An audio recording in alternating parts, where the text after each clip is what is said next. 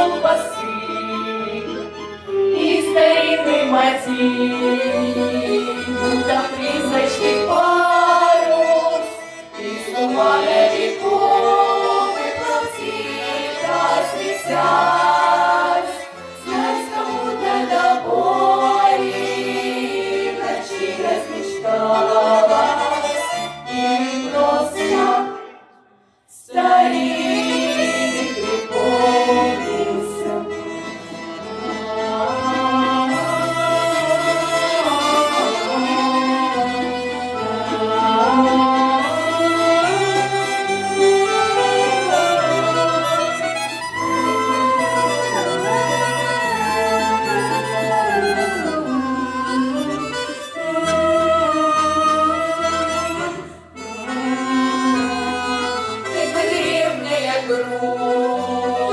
Сердце каждого тронет, и любой согласится, кого не спроси.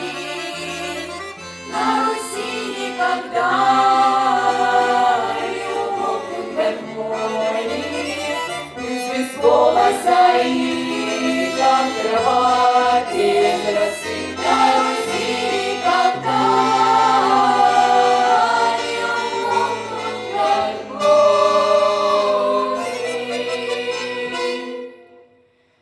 Русь без голоса.